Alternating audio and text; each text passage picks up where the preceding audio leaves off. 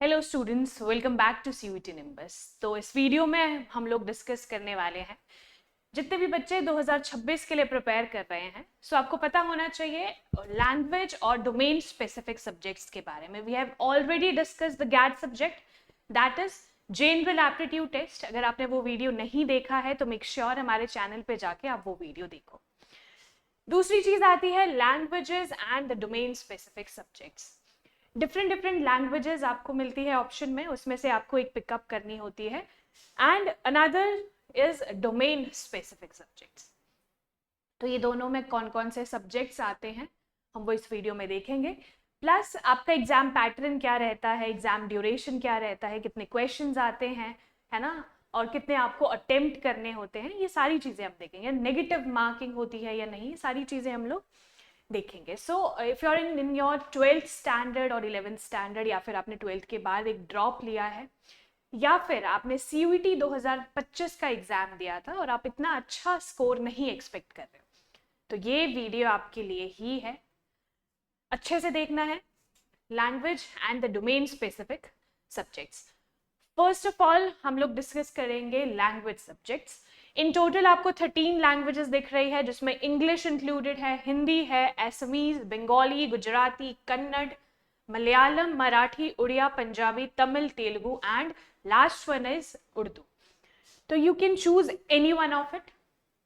आप इसमें से कोई भी लैंग्वेज चूज कर सकते हो।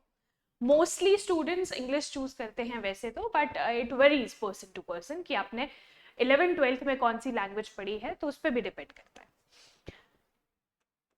तो ये सारी लैंग्वेजेस आपको ध्यान रखनी है। There is particular subject code for it. जैसे कि 101 में इंग्लिश आएगा, 102 में हिंदी आएगा। तो क्या होता है, जब आपको ये सारी लैंग्वेजेस चूज करने को आती है तो वहां पे कोड भी सामने लिखा होता है, तो आपको कोड का भी थोड़ा सा ध्यान रखना है। You can take a screenshot of it, या फिर आप नोट डाउन भी कर सकते हो, बट आपको ध्यान रखना है कौन कौन सी लैंग्वेजेस अवेलेबल है if you are preparing for CUET 2026। तो मैंने सारी की सारी लैंग्वेजेस आपको बता दी। इसका जो सिलेबस रहता है उसमें कुछ अनसीन पैसेजेस रहते हैं, देन एक्टिव और पैसिव वॉइस रहती है ना, जैसे इंग्लिश का अगर हम देखें तो इसमें से किसी भी लैंग्वेज का अगर आपको डिटेल्ड सिलेबस चाहिए तो आप कमेंट सेक्शन में ज़रूर बताइए, ठीक है। तो हम उसी लैंग्वेज का डिटेल सिलेबस भी डिस्कस कर लेंगे, बट मेजरली आपको पता होना चाहिए कौन कौन सी languages are included in it. Then comes the domain specific subjects. देख लेते हैं डोमेन स्पेसिफिक सब्जेक्ट्स। काफ़ी बच्चों को कोई आइडिया नहीं होगा कि डोमेन स्पेसिफिक सब्जेक्ट्स में होता क्या है।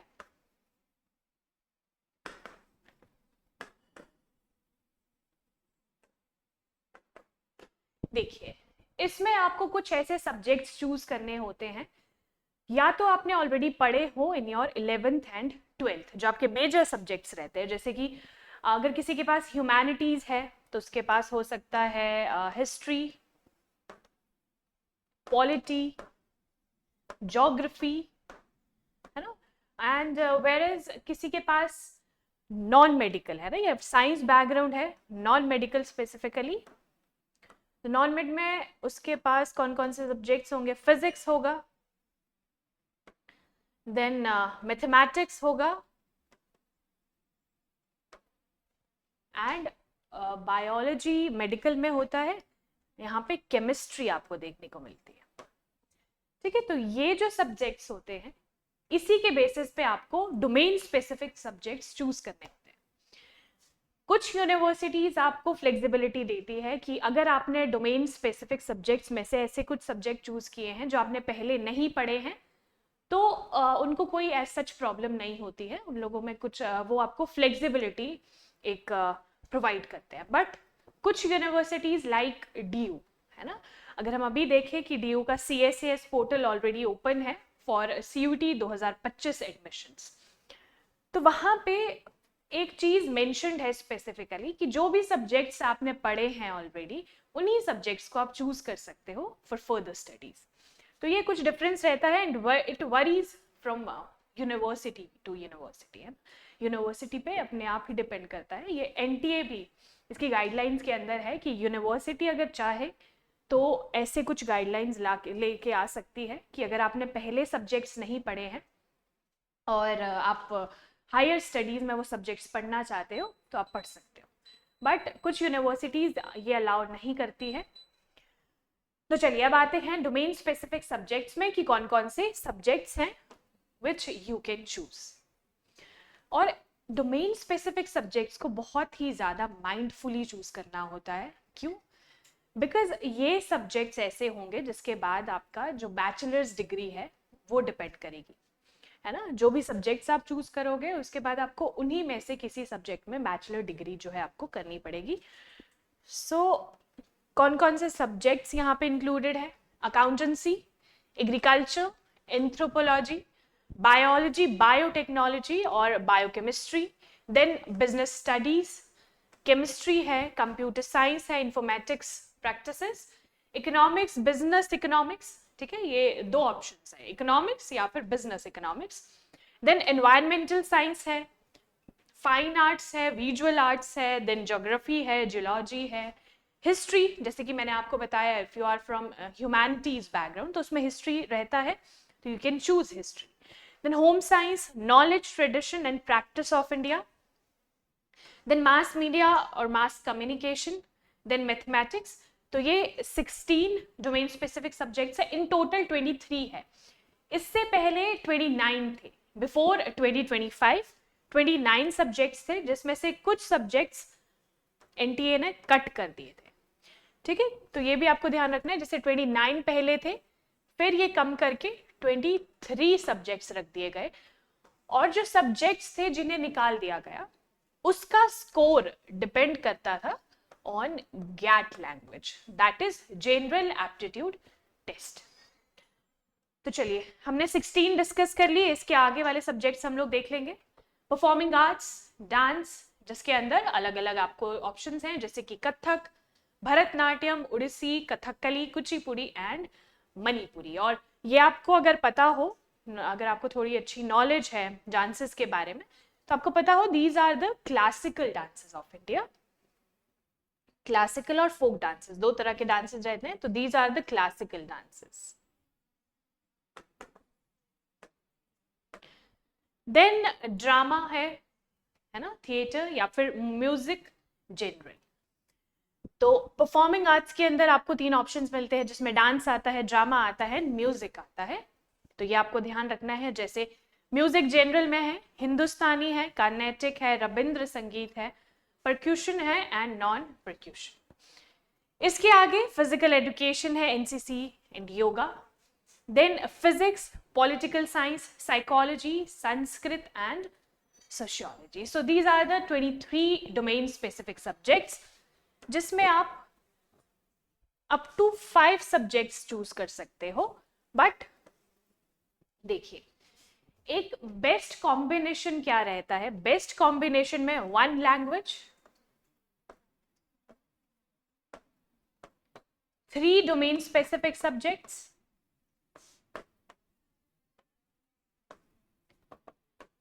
and 1 GAT. This is the best combination you must choose, है ना। इसमें क्या होगा देखिए, एक तो लैंग्वेज आपने ऑलरेडी पढ़ी है, तो language 1 language you can choose. Domain specific subjects भी आपने ऑलरेडी पढ़े हैं, तो 3 डोमेन स्पेसिफिक सब्जेक्ट्स आपने ले लिए। Then comes gate. गैट क्यों?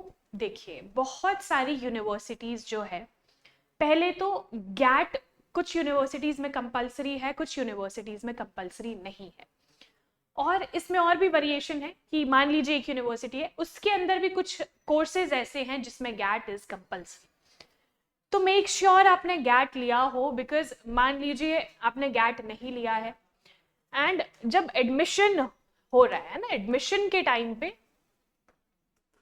आपको पता चल रहा है कि गैट वॉज कंपलसरी, लेकिन आपने तो नहीं लिया ये सब्जेक्ट, तो उस टाइम पे प्रॉब्लम आ जाती है। फिर आपको किसी ऐसे कोर्स में शिफ्ट होना पड़ेगा जहां पे GATE is not that much compulsory, तो फिर आपको एक कॉम्प्रोमाइजिंग सिचुएशन पे आना पड़ेगा। सो मेक श्योर गैट आप ले subject and it will be your 5th subject. तो 5 सब्जेक्ट्स आप चूज कर सकते हो, और 5 सब्जेक्ट्स क्या चूज करने हैं, कीप इट वेरी वाइज, है ना।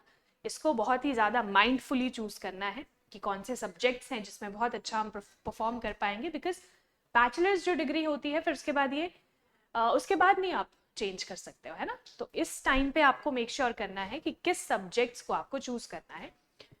तो ये 23 के 23 सब्जेक्ट्स आपको पता होना चाहिए और इनमें से आपके लिए क्या जरूरी है ये भी पता होना चाहिए।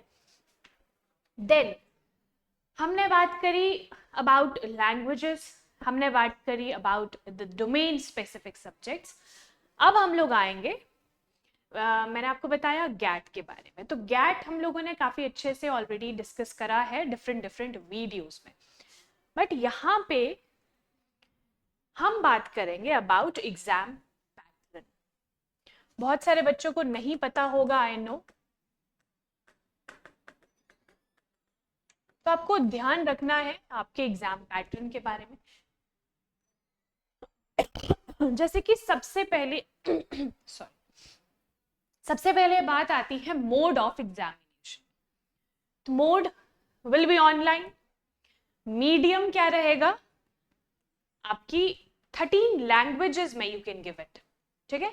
वैसे तो डिफरेंट डिफरेंट लैंग्वेजेस वो है सब्जेक्ट के लिए कि इसमें से आप चूज कर सकते हो एक सब्जेक्ट, बट आपके एग्जाम का मोड या फिर आपके एग्जाम का जो मीडियम है वो क्या रहेगा, उसमें भी आप चूज कर सकते हो अमंग दोज 13 लैंग्वेजेस। फिर आता है ड्यूरेशन। तो duration will be 60 minutes for each paper, ठीक है। हर एक पेपर के लिए आपको 60 मिनट्स मिलेंगे। कितने टाइप ऑफ क्वेश्चंस रहेंगे, ऑब्जेक्टिव, ठीक है। ऑब्जेक्टिव का मतलब है ABCD आपको ऑप्शन मिलेगा and you have to choose one option from that. Number of questions will be 50 and all are compulsory. इस चीज का ध्यान रखना है, कोई भी ऑप्शन नहीं है, जितने क्वेश्चंस है सारे के सारे अटेम्प्ट करने हैं बिकॉज ऑल आर कंपल्सरी।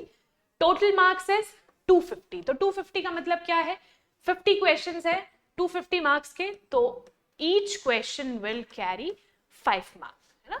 तभी 5 5 25, 250 हो गया ये। देन मार्किंग स्कीम क्या है, करेक्ट आंसर +5, इनकरेक्ट इज -5। तो अगर आप करेक्ट आंसर चूज करते हो आपको +5 मार्क्स मिलेंगे। अगर आपने इनकरेक्ट आंसर चूज कर लिया तो आपका -1 डिडक्ट हो जाएगा, ठीक है, एक नंबर डिडक्ट हो जाएगा। तो नेगेटिव मार्किंग भी है, तो ध्यान रखना है कि जिस भी क्वेश्चन में आप श्योर हो वही क्वेश्चन आपको अटेम्प्ट करने हैं। जिसमें आपको लग रहा है कि नहीं you don't have any idea तो उसे मत अटेम्प्ट करो, है ना, क्योंकि नेगेटिव मार्किंग इज देयर। अगर नेगेटिव मार्किंग ना होती फिर आप कर लेते हैं ना, फिर उस पर रिस्क लेना इज फाइन। तो हमने देख लिया एग्जाम पैटर्न, उसके साथ साथ डोमेन स्पेसिफिक सब्जेक्ट्स और सबसे पहले लैंग्वेजेस। और यहाँ पे आपको ध्यान रखना है मीडियम में 13 लैंग्वेजेस आती है और 13 लैंग्वेजेस में आप ये पेपर को दे सकते हो। और कौन कौन सी लैंग्वेजेस है, अगर आपको मैम आपको चाहिए कि मैं आपको बताऊं कौन कौन सी लैंग्वेजेस है तो कमेंट सेक्शन में जरूर बताइए। और इससे पहले भी मैंने आपको बोला था कि आपको जिस भी लैंग्वेज का सिलेबस डिस्कस करना है वो भी आप कमेंट सेक्शन में पूछिए कि अगर आपको ये पर्टिकुलर लैंग्वेज लेनी है, ये पर्टिकुलर लैंग्वेज ऑप्ट करनी है, तो उसका सिलेबस हम लोग डिस्कस कर लेंगे। उसके लिए अलग मैं वीडियो बना लूंगी, बट उसके लिए एक कंडीशन है, आपको कमेंट सेक्शन में बताना है कि इस पर्टिकुलर सब्जेक्ट के लिए आप बता दो क्या सिलेबस है। सो CUT 2026 के लिए अगर आपको बेस्ट प्रिपरेशन, जो भी सारा का सारा रोड मैप है, complete road map and exam success preparation के लिए क्या क्या स्ट्रैटेजीज चाहिए, उसके साथ सिलेबस एंड फ्यू बुक्स जो आपको रेफर करनी चाहिए, and India's top most universities. देखिए स्टूडेंट्स को नहीं पता होता है कि कौन कौन सी यूनिवर्सिटीज़ में क्या क्या एडमिशन का एक प्रोसेस रहेगा। जैसे हाल ही में DU का CSAS पोर्टल जो है वो ऑलरेडी ओपन है फॉर एडमिशन ऑफ CUT 2025, है ना। जितने भी बच्चों ने CUT का एग्जाम दिया है वही एलिजिबल होते हैं फॉर एडमिशन इन DU। और जैसे उनका पोर्टल ओपन हो चुका है उसके बाद 3 फेजेस में वो रहेगा, फेज 1, फेज 2, फेज 3। फेज 1 का जो प्रोसेस है वो अभी चल रहा है और जो वो पोर्टल है वो बंद तभी होगा जब CUT का रिजल्ट आउट होगा। तो आपको ध्यान रखना है उससे पहले आप एप्लीकेशन फॉर्म उसका भर दो ताकि आप एलिजिबल हो जाओ, है ना। स्कोर तो चलो बात की बात है, बट पहले आपको एलिजिबल तो होना है। मान लीजिए आपका बहुत अच्छा स्कोर आ गया बट आपने एप्लीकेशन फॉर्म ही नहीं फिल किया, तो फिर बाद में आपको उसका कोई इलाज ही नहीं है ना, there will be no solution. तो ध्यान रखिए, प्रिपरेशन आपको बेस्ट तरीके से करनी है, बिकॉज एक ही बार आप कोशिश करोगे कि ठीक है एक ही बार में आपका एग्जाम क्लियर हो जाए और आपको बेस्ट यूनिवर्सिटीज मिल जाए और आपके बेस्ट कोर्सेज के साथ। ये था आज की हमारी important video related to language, domain specific subject and the exam pattern। तो तीनों चीजों में आपको कोई भी डाउट हो, कोई भी कंफ्यूजन हो, आपको कमेंट सेक्शन में जरूर पूछना है, बिकॉज ये वीडियो आप ही के लिए है ना, तो इसका पूरा फायदा उठाइए, फुल पोटेंशियल के साथ जितनी भी इंफॉर्मेशन आपको यहाँ से मिल रही है उसे आप एक्वायर कीजिए। So thank you so much, मिलेंगे हमारी नेक्स्ट वीडियो में। इससे पहले जितनी भी इंपॉर्टेंट वीडियोस है like regarding GATE subject, that is general aptitude test, वो जरूर देखिएगा। If you are very much new in this, like अगर आप 11th-12th में हो और आपने अभी तैयारी शुरू करनी है, so this is the right time and this is the right platform for this. और अलग बात है अगर आप 2025 का एग्जाम ऑलरेडी दे चुके हो और आप एग्जाम में इतना अच्छा स्कोर नहीं एक्सपेक्ट करते हो फॉर एनी रीजन, तो भी आपको अभी से ही तैयारी करनी है, ताकि जब भी एग्जाम आए उस टाइम तक आप एक फुल फ्लेज्ड तैयारी के साथ बैठे हो और सारे क्वेश्चंस का सही आंसर देते। सो thank you so much, all the very best for your exams. और आप जो भी पढ़ते हैं उसको फुल पोटेंशियल के साथ पढ़े, अच्छे से पढ़े।